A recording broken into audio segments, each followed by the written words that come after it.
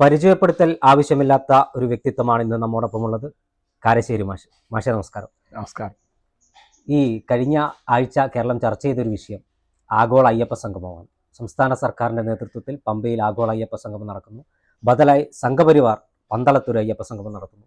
വരാനിരിക്കുന്ന ദിവസം ന്യൂനപക്ഷ സംഗമം നടത്തുമെന്ന് സംസ്ഥാന സർക്കാർ പ്രഖ്യാപിച്ചു കഴിഞ്ഞു. ഒരേ സമയം ഹൈന്ദവതയെയും ഒരേ സമയം ന്യൂനപക്ഷത്തെയും പ്രീണിപ്പെടുത്തുന്ന ഒരു സമീപനമാണ് ഇപ്പോൾ സംസ്ഥാന സർക്കാരിൻ്റെ ഭാഗത്തു നിന്നുണ്ടാകുന്നത്. എന്തുകൊണ്ടായിരിക്കും CPM ഈ തലത്തിലേക്ക് മനുഷ്യനാകണമെന്ന് പാടിയ ആളുകൾ മതത്തെ കൂട്ടുപിടിക്കുന്ന ഒരു സാഹചര്യത്തിലേക്ക് എത്തി നിൽക്കുന്നത്? CPMന്റെ അപജയത്തിൻ്റെ ഏറ്റവും പുതിയ ഉദാഹരണമാണ് ആഗോള അയ്യപ്പ സംഗമം. അതിൽ നമ്മൾ കാണേണ്ടത് അവരുടെ ശരിക്കുള്ള റിവേഴ്സ് ഗിയറുള്ള യാത്രയാണ്. സുപ്രീം കോടതിയാണ് പറഞ്ഞത് യുവതികളെ ശബരിമലയിൽ പ്രവേശിപ്പിക്കണം. ആ കാര്യം ആദ്യം BJP സ്വാഗതം ചെയ്തു, പിന്നെ കോൺഗ്രസ് സ്വാഗതം ചെയ്തു, പിന്നെ LDF പ്രത്യേകിച്ച് CPM സ്വാഗതം ചെയ്തു. അപ്പോൾ 2 ദിവസം കഴിഞ്ഞപ്പോൾ BJP കാലുമാറി, ഒരാഴ്ച കഴിഞ്ഞപ്പോൾ കോൺഗ്രസ് കാലുമാറി, 2 മാസം കഴിഞ്ഞപ്പോൾ CPM കാലുമാറി. ഇതപ്പോൾ നമ്മൾ കാണുന്നത്. ഇപ്പം എല്ലാവരും പറയുന്ന ഒരു വാക്യം എന്താണ്? ആചാര സംരക്ഷണമാണ് നവോത്ഥാനം. ആചാര സംരക്ഷണം എങ്ങനെയാണ് നവോത്ഥാനാവുക? നവോത്ഥാനം എന്ന് പറഞ്ഞാൽ എന്താ? മനുഷ്യ സമൂഹത്തിൻ്റെ പരിണാമം 3 തരത്തിലാണ്. പഴയത് മുഴുവൻ ഉപേക്ഷിക്കുക, അതിനെയാണ് വിപ്ലവം എന്ന് പറയാം. ഇംഗ്ലീഷിൽ റെവല്യൂഷൻ എന്ന് പറയും. പഴയത് പലതും പരിഷ്കരിച്ച്, പഴയത് പലതും ഉപേക്ഷിച്ച്, പുതിയത് പലതും കൂട്ടിച്ചേർത്ത് അങ്ങനെ മുന്നോട്ട് പോകുന്നതിനെയാണ് നവോത്ഥാനം എന്ന് പറയാം. ഇംഗ്ലീഷിൽ റിനൈസാൻസ് എന്ന് പറയും. പിന്നെ 3ാമതൊന്നുണ്ട്, പുതിയതൊന്നും വേണ്ട, പഴയത് മാത്രം മതി, ആചാര സംരക്ഷണം. അതിനെന്ത് പറയും? അതിനെ പറയുന്നത് പുനരുദ്ധാരണം എന്നാണ്. ഇംഗ്ലീഷിൽ റിവൈവലിസം എന്ന് പറയും. ഇപ്പം കേരളത്തിൽ എല്ലാ പാർട്ടിക്കാരും റിവൈവലിസമാണ് റെവല്യൂഷൻ എന്ന് പറഞ്ഞാൽ എന്താ? പുനരുദ്ധാരണമാണ് നവോത്ഥാനം. വലിയ അന്യായമാണ് ഈ പറയുന്നത്. ബഷീറിൻ്റെ ഒരു തമാശയുണ്ട്, സമാധാനപരമായ യുദ്ധം. പരസ്പര വൈരുദ്ധ്യമായി പറയുന്നത്.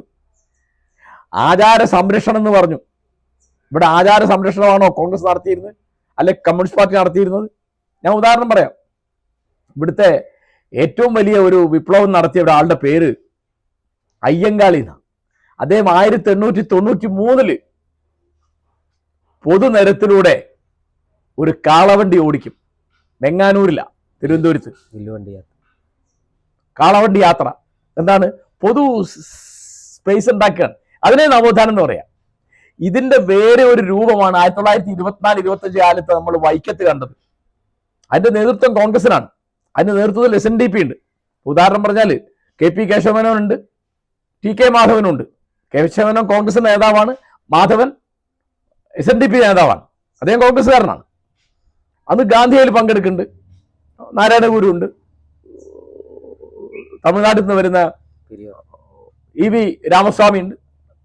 എന്താണ്? വൈക്കത്തെ ശിവക്ഷേത്രത്തിന്റെ മുമ്പിലൂടെ അയിത്തജാതിക്കാർക്ക് നടന്നു പോകാനുള്ള സ്വാതന്ത്ര്യത്തിന് വേണ്ടിയാ. ആചാരം ലംഘിക്കാൻ. അത് കഴിഞ്ഞപ്പോ 5-6 കൊല്ലം കഴിയുമ്പോൾ 1931 ഗുരുവായൂർ സത്യാഗ്രഹം എന്നതിനു വേണ്ടിയാണ്. ക്ഷേത്രപ്രവേശനത്തിന് വേണ്ടിയാ. ക്ഷേത്രപ്രവേശനത്തിന് വേണ്ടി സമരം ചെയ്യുന്ന ആരാണ്? അന്ന് കോൺഗ്രസിന്റെ വലിയ നേതാവായ K കേളപ്പൻ, അന്ന് കോൺഗ്രസ് നേതാവായ AKG, അന്ന് കോൺഗ്രസിലുള്ള P കൃഷ്ണപിള്ള. കമ്മ്യൂണിസ്റ്റ് പാർട്ടി കേരളത്തിൽ ഉണ്ടാകുന്ന 1937 ഇത് 31 1936 നവംബർ 12-ാം തീയതി തിരുവിതാംകൂർ ഗവൺമെന്റിന്റെ ക്ഷേത്രപ്രവേശന വിളംബരം വന്നു. ആചാര ലംഘനമാണ്, ആചാര സംരക്ഷണമല്ല. അപ്പൊ ആചാര സംരക്ഷണമാണെങ്കിൽ നിങ്ങൾക്ക് നരബലി നിലനിർത്താൻ പറ്റുമോ? സതി നിലനിർത്താൻ പറ്റുമോ? എന്താ സതി എന്ന് പറയുന്നത്? ഭർത്താവിന്റെ ചിതയിൽ ചാടി മരിക്കണം ഭാര്യ എന്നുള്ള ചിട്ടയ്ക്കാണ് ഉടന്തടിച്ചാട്ടം അല്ലെങ്കിൽ സതി എന്ന് പറയാം. അയിത്തം ആചാരമാണല്ലോ. അത് ഭരണഘടന അത് ക്രിമിനൽ കുറ്റമായി പ്രഖ്യാപിച്ചിട്ടുണ്ടല്ലോ. അയിത്തം ക്രിമിനൽ കുറ്റമാണ്. അയിത്തം പാലിക്കാൻ പാടില്ല. അപ്പോ സംബന്ധം ഇവിടുത്തെ ആചാരമല്ലേ അല്ലേ? അപ്പൊ അത് സംരക്ഷിക്കണ്ടോ? അപ്പൊ നിങ്ങൾക്ക് വേണ്ടതൊക്കെ നിങ്ങൾ ഒഴിവാക്കി നേരത്തെ, അല്ലെ ഒഴിവാക്കാൻ ശ്രമിച്ചു. അതിനെതിരെ സമരം ചെയ്തു. ആരെ? എല്ലാ പാർട്ടിക്കാരും. അതിപ്പോ ഇവിടുത്തെ പ്രധാനപ്പെട്ട ദേശീയ പ്രസ്ഥാന കാലത്തെ പ്രധാനപ്പെട്ട പാർട്ടി എന്ന് പറയുന്നത് കോൺഗ്രസ് ആണ്. പിന്നെ അതിൽ നിന്നുണ്ടായതാണ് കോൺഗ്രസ് സോഷ്യലിസ്റ്റ് പാർട്ടി, അതിന്റെ രൂപാന്തരമാണ് കമ്മ്യൂണിസ്റ്റ് പാർട്ടി. അങ്ങനെ അപ്പൊ ആചാരം ലംഘിക്കാൻ പഠിപ്പിച്ച ആളുകൾ ഒരാളുടെ പേര് EMS നമ്പൂതിരിപ്പാട് എന്നാ. അതേ നമ്പൂതിരിമാരുടെ ആചാരങ്ങൾ അതിൽ ലംഘിച്ച ആളാണ്. അത് ലംഘിക്കാൻ വേണ്ടി മുന്നിൽ നിന്ന VT ഭട്ടതിരിപ്പാടിന്റെ കൂടെ വന്ന ആളാണ്. അപ്പൊ ഇവിടുത്തെ സ്ത്രീകൾ എഴുത്തു പഠിക്കാൻ പാടില്ല എന്നാര് പറഞ്ഞു? നമ്പൂതിരിമാരുടെ ഏർപ്പാട് അങ്ങനെയായിരുന്നു, മുസ്ലിങ്ങളുടെ ഏർപ്പാട് അങ്ങനെയായിരുന്നു. പെണ്ണുങ്ങൾ എഴുത്തു പഠിച്ചിരുന്നില്ല, അതൊക്കെ ലംഘിച്ചില്ലേ? അപ്പൊ ആചാര സംരക്ഷണമല്ല, ആചാര ലംഘനമാണ് നവോത്ഥാനം. ഇത് ഇവർക്ക് പുതുതായിട്ട് പറഞ്ഞു കൊടുക്കേണ്ടി വരുന്നത് എങ്ങനെയാ? ഇവർക്ക് അറിയുന്ന അതൊക്കെ. ഞാനൊക്കെ ഈ പറയുന്നത് ഇവിടെ അടുത്ത് പഠിച്ചിട്ട് പറയുന്ന, അല്ല ഞാൻ ഉണ്ടാക്കി പറയുന്നതല്ല. ഇപ്പൊ എന്താ ഉണ്ടായത്? ജനാധിപത്യത്തിന്റെ കാലത്ത് നമുക്ക് സാമൂഹിക പരിഷ്കരണം, സാമുദായിക നവോത്ഥാനം നടത്താൻ സാധിക്കുന്നില്ല എന്ന് വരിക. ആലോചിച്ച് നോക്കൂ, 2018 ഈ ശബരിമല കോടതി വിധി വന്നത്. അതിന് 2 കൊല്ലം മുമ്പ് മഹാരാഷ്ട്രയിലെ ഒരു വിധി വന്നല്ലോ. മഹാരാഷ്ട്രയിലെ ശനിദേവന്റെ അമ്പലത്തിൽ സ്ത്രീകൾക്ക് പ്രവേശനം ഉണ്ടായിരുന്നില്ല. അത് വേണം എന്ന് പറഞ്ഞ് കേസ് കൊടുത്തപ്പോ സുപ്രീം കോടതിയല്ല, ബോംബെ ഹൈക്കോടതി അത് കൊടുക്കാൻ പറഞ്ഞു. 2-3 മാസം കഴിഞ്ഞപ്പോൾ അവിടെ മുസ്ലിങ്ങളുടെ തീർത്ഥാടന കേന്ദ്രമുണ്ട്, ഹാജി അലി ദർഗ. അവിടെ ഇതില്ല എന്ന് പറഞ്ഞപ്പോൾ കോടതി അത് കൊടുക്കാൻ പറഞ്ഞു. അത് രണ്ടും മഹാരാഷ്ട്രയിൽ നടപ്പാക്കി ആരാന്നറിയാ? അന്നത്തെ മുഖ്യമന്ത്രി ഫട്നാവിസ്. ആരാ ഫട്നാവിസ്? BJP നേതാവാ. അദ്ദേഹത്തിന്റെ അന്നത്തെ സഖ്യകക്ഷി ആരാ? ശിവസേനയാണ്. ഇവിടുത്തെ വളരെ പിന്തിരിപ്പൻ പാർട്ടികളാണ് നമ്മൾ എല്ലാവരും പറയുന്ന 2 പാർട്ടികൾ. അവരാണ് ബോംബെ ഹൈക്കോടതി വിധി അനുസരിച്ച് സ്ത്രീകളെ ശനിദേവന്റെ ക്ഷേത്രത്തിലും ഹാജി അലി ദർഗയിലും പ്രവേശിപ്പിച്ച്. ഇവിടെ ആരാ? ഇവിടെ ഭരിക്കുന്നത് ഇടതുപക്ഷമാണ്. ബഹുമാനപ്പെട്ട മുഖ്യമന്ത്രി ശ്രീ പിണറായി വിജയൻ ആദ്യം ഇതിനെ സ്വാഗതം ചെയ്തു, അല്ലേ? അപ്പൊ അതിൽ അവർക്കൊരു തെറ്റുപറ്റിയത് എന്റെ അഭിപ്രായം. കാരണം കോടതിയോട് എന്ന് പറയേണ്ട എന്താണ്?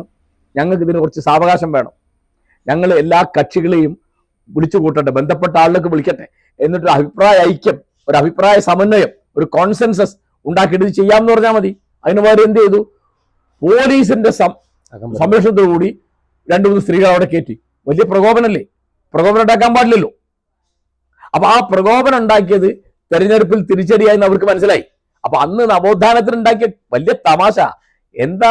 നവോത്ഥാനം കൊണ്ട് ഇവരൊക്കെ ഉദ്ദേശിക്കുന്നത് എനിക്ക് മനസ്സിലായിട്ടില്ല. അന്ന് ഇതിനു വേണ്ടി ഉണ്ടാക്കിയ ഒരു സാധനമാണ് ഇത് വനിതാ മതിൽ. ആ വനിതാ മതിലില് മുഖം മൂടിയിട്ട മുസ്ലിം പെണ്ണുങ്ങളുണ്ട്. ആലോചിച്ച് നോക്കൂ, സ്വന്തം മുഖം തുറക്കാൻ, സ്വന്തം മുഖം വെളിച്ചത്ത് കാണിക്കാൻ സ്വതന്ത്രമില്ലാത്തൊരു സ്ത്രീയാ ശബരിമലയിൽ യുവതികൾക്ക് പ്രവേശനമാണെന്ന് പറയുന്നത്. എന്നിട്ടോ അതിന്റെ സംരക്ഷണത്തിന് ഉണ്ടാക്കിയ സമിതി ഉണ്ട്. അതിന്റെ കൺവീനർ ആരാ? വെള്ളാപ്പള്ളി നടേശൻ. ഇവിടുത്തെ ഒരു 4-5 പിന്തിരിപ്പൻ നേതാക്കന്മാരുടെ പേര് എന്നോട് ചോദിച്ചാൽ അതിൽ ഞാൻ ഒരു പേര് വെള്ളാപ്പള്ളി നടേശൻ എന്ന് പറയും. അത്ര പിന്തിരിപ്പനാണ് അദ്ദേഹം. സമൂഹത്തെ മുന്നോട്ട് നയിക്കുന്ന ഒരു വാക്കും ഇന്നുവരെ പറഞ്ഞ എനിക്കറിയില്ല. അദ്ദേഹം SNDPയുടെ സെക്രട്ടറി ആയിട്ട് നിർഭാഗ്യവശാൽ 30 കൊല്ലായി. 30 കൊല്ലം. അതിന് കുമാരനാശാനൊക്കെ ഇരുന്ന കസേര അത്. ഇവിടുത്തെ മാറ്റുവിൻ ചട്ടങ്ങളെ അല്ലെങ്കിൽ മാറ്റുമതുകളി നിങ്ങളെത്താൻ എന്ന് പറഞ്ഞ ഇവിടുത്തെ വിപ്ലവത്തിന്റെ ഏറ്റവും വലിയ കവി 16 കൊല്ലം ഇരുന്ന കസേരയിലാണ് വെള്ളാപ്പള്ളി നടേശൻ ഇരിക്കുന്നത്. അദ്ദേഹം എന്താ പറയുന്നത്? ഇപ്പോ നാരായണ ഗുരു പറഞ്ഞ 2 കാര്യം പ്രധാനമായിട്ട്. ഒന്ന്, ജാതി ചോദിക്കരുത്. വെള്ളാപ്പള്ളി നടേശൻ അത് മാത്രമേ പറയുള്ളൂ. ശരിയല്ലേ ഞാൻ പറഞ്ഞത്? പിന്നെ മദ്യം ഉണ്ടാക്കരുത്, അത് വിൽക്കരുത്, കുടിക്കരുത്. ആ മദ്യം ഉണ്ടാക്കി വിൽക്കുന്ന പണിയല്ലേ നടേശൻ അല്ലേ? അപ്പോ അദ്ദേഹമാണോ നാരായണ ഗുരുവിന്റെ ഉപദേശങ്ങൾ കേട്ടു എന്ന് മുഖ്യമന്ത്രി ശ്രീ പിണറായി വിജയൻ പറയുന്നത്? അദ്ദേഹമാണോ ചെറുപ്പക്കാർക്ക് മാതൃകയാണെന്ന് പറയുന്നത്? അദ്ദേഹത്തെ ആണോ 2ാം പിണറായി മന്ത്രിസഭയിലെ മന്ത്രിമാര് പിന്നെയും പൊഴുത്തിക്കൊണ്ടിരിക്കുന്നത്? അപ്പൊ എന്ത് മാതൃക അവരുണ്ടാക്കുന്നത്? നവോത്ഥാനം എന്നുള്ളത് ഇവരെന്താ ഉദ്ദേശിക്കുന്നത്? മന്ത്രി പറഞ്ഞത് പകരം വെക്കാനില്ലാത്ത വ്യക്തിത്വമാണ് വെള്ളാപ്പള്ളി. അത് ശരിയാ. അപ്പൊ ഇത്രയും ചീത്തയായിട്ട് ഒരാളെ കിട്ടില്ല പകരം വെക്കാൻ. അത് ശരിയാ. ഞാൻ പറഞ്ഞുതരാ എന്താ ശബരിമലയിൽ സ്ത്രീകൾ പ്രവേശിക്കാൻ പാടില്ലെന്നത്. അയിത്തമാണത്. അയിത്തം എന്ന് പറഞ്ഞാൽ എന്താ? അശുദ്ധം എന്നുള്ള വാക്കിന്റെ രൂപാന്തരമാണ് അയിത്തം എന്ന് പറയുന്നത്. തീണ്ടാരിയായ പെണ്ണ് അശുദ്ധമാണെന്ന് അതിന്റെ സങ്കല്പം കണ്ടോ? അയിത്തം തന്നെയാണത്. അയിത്തത്തിന്റെ വേറെ ഒരു രൂപമാണ് പ്രായവ്യത്യാസം നോക്കിയ പെണ്ണുങ്ങളെ കയറ്റാൻ പാടുള്ളൂ എന്ന് പറയുന്നത്. മറ്റെന്താ? 10 വയസ്സുള്ള കുട്ടിക്ക് പോവാം, 50 വയസ്സുള്ള സ്ത്രീക്കും പോവാം എന്ന് പറഞ്ഞാൽ എന്താ? തീണ്ടാരി ഉണ്ടാവാൻ പാടില്ല എന്നാ. അത് അയിത്തമാണെന്നാണ്. ഇവിടെ ഇപ്പോ എല്ലാ മതക്കാർക്കും എല്ലാ ജാതിക്കാർക്കും എല്ലാ പ്രായക്കാർക്കും പോകാവുന്ന ഒരു തീർത്ഥാടന കേന്ദ്രമാണ് ശബരിമല. അവിടെയാണ് സ്ത്രീകളെ മാറ്റി നിർത്തിയത്. അറിയിച്ചു. അപ്പോ ഞാൻ പറയുന്നത്, നമ്മൾ ഓർക്കേണ്ട കാര്യം, രാജാധിപത്യത്തിന്റെ കാലത്ത്, ബ്രിട്ടീഷുകാരുടെ കാലത്ത് നമുക്ക് നടപ്പാക്കാൻ കഴിയുന്ന സാമൂഹ്യ പരിഷ്കരണം പോലും, നവോത്ഥാനം പോലും ഇന്ന് നടപ്പാക്കാൻ കഴിയുന്നില്ല. കാരണം നമ്മുടെ പാർട്ടികൾക്ക്, ഒരു പാർട്ടിയല്ല, എല്ലാ പാർട്ടിയും, ഇപ്പം പിണറായി വിജയന്റെ മാത്രം കുറ്റമല്ലത്. ഇപ്പം ഈ പെണ്ണുങ്ങളെ പ്രവേശിപ്പിക്കണമെന്ന് BJP പറയൂ? ഇല്ലല്ലോ. പ്രവേശിപ്പിക്കണമെന്ന് കോൺഗ്രസ് പറയൂ? ഇല്ല. ഇപ്പൊ മുസ്ലിം ലീഗ് പറയൂ? മുസ്ലിം ലീഗ് വിടില്ല. എന്താ കാരണം? മുസ്ലിം സ്ത്രീകൾക്ക് ഇവിടുത്തെ മഹാഭൂരിപക്ഷം പള്ളികളിൽ വെള്ളിയാഴ്ച കൂട്ടുപ്രാർത്ഥനയ്ക്ക് പ്രവേശനമല്ല. കണ്ടോ? അവര് തന്നെ. അപ്പൊ ആ മുസ്ലിം സ്ത്രീകൾക്ക് വെള്ളിയാഴ്ച ഇവിടുത്തെ 10,000-കണക്കിന് മുസ്ലിം പള്ളികളിൽ വെള്ളിയാഴ്ചത്തെ കൂട്ടുപ്രാർത്ഥനയ്ക്ക് സ്ത്രീകൾക്ക് പ്രവേശനമില്ല. ആലോചിച്ച് നോക്കൂ. അപ്പൊ നമ്മൾ ഈ വിവേചനം കാണിക്കരുതാണ് കോടതി പറഞ്ഞത്. ബോംബെ ഹൈക്കോടതി ആണെങ്കിലും സുപ്രീം കോടതി ആണെങ്കിലും പറഞ്ഞത് സ്ത്രീ പുരുഷ സമത്വം വേണമെന്നാ. അത് നമ്മുടെ ഭരണഘടന അനുശാസിക്കുന്ന ഒരു കാര്യമാണ്. ഇവർക്ക് എപ്പോഴും ഭരണഘടന എന്ന് നാഴികക്ക് 40 വട്ടം ആണയിടും അല്ലേ? ആ ഭരണഘടനയിൽ പറഞ്ഞാണ് എന്ത്, നമ്മൾ ഈ തരത്തിൽ വിവേചനം കാണിക്കാൻ പാടില്ല. പിന്നെ ഭരണഘടന പറഞ്ഞ വേറൊരു കാര്യമുണ്ട്. അതിൽ പറഞ്ഞത് നമുക്ക് മൗലികാവകാശങ്ങളുണ്ട് എന്ന് മാത്രമല്ല, മൗലികമായ ചുമതലകളുണ്ട്, ഫണ്ടമെന്റൽ റൈറ്റ്സ് ഉണ്ട്. ആ കൂടുതൽ എന്തുണ്ട്? ഫണ്ടമെന്റൽ ഡ്യൂട്ടീസ് ഉണ്ട്. ആ ഫണ്ടമെന്റൽ ഡ്യൂട്ടീസിൽ ഒന്ന് യുക്തിചിന്ത പ്രചരിപ്പിക്കലാണ്, ശാസ്ത്രീയ ബോധം വളർത്തലാണ്, അന്ധവിശ്വാസങ്ങൾക്കും അനാചാരങ്ങൾക്കും എതിരായിട്ട് സമരം ചെയ്യലാണ്, ജനങ്ങളെ ബോധവൽക്കരിക്കലാണ്. അന്ധവിശ്വാസത്തിനെതിരായിട്ട് ഒരു ബില്ല് ഇവിടെ പാസ്സാവുമോ? ഒരു നിയമം കൊണ്ടുവരുമോ പിണറായി ഗവൺമെന്റ്? മഹാരാഷ്ട്രയിൽ കൊണ്ടുവന്നു. അന്നത്തെ യുക്തിവാദി നേതാവ് ദാബോൾക്കറുടെ മരണശേഷമാണ്. ദാബോൾക്കർ അതിനുവേണ്ടിയാണ് ഇതൊക്കെ ചെയ്തിരുന്നത്. അദ്ദേഹത്തെയാണ് ഈ ഹിന്ദുക്കൾക്കിടയിലെ തീവ്രവാദികൾ വെടിവെച്ചു വന്നത്. മനസ്സിലായോ? അവരിപ്പോ പൻസാരയെ കൊന്നു, കൽബുർഗിയെ കൊന്നു, ഗൗരി ലങ്കേഷിനെ കൊന്നു. അപ്പോ മഹാരാഷ്ട്രയിലും കർണാടകയിലൊക്കെ അവർ കൊല്ലുകയാണ് ചെയ്തത്. അപ്പൊ ഇവിടെ അന്ധവിശ്വാസത്തിനെതിരായിട്ടോ അനാചാരത്തിനെതിരായിട്ടോ ഒരക്ഷരം ഉണ്ട് അവിടുത്തെ ഒരു പാർട്ടിക്കും പറ്റില്ല. അത് പറ്റില്ല എന്ന് ഇവർ സമ്മതിച്ചാൽ മതി, വേറൊന്നുമില്ല. ഇത് ഈ ആചാര സംരക്ഷണമാണ് നവോത്ഥാനം എന്നുള്ള മനുഷ്യനെ കളിയാക്കുന്ന മലയാളം പറയരുത്. അത്രേ ഉള്ളൂ ഇത്.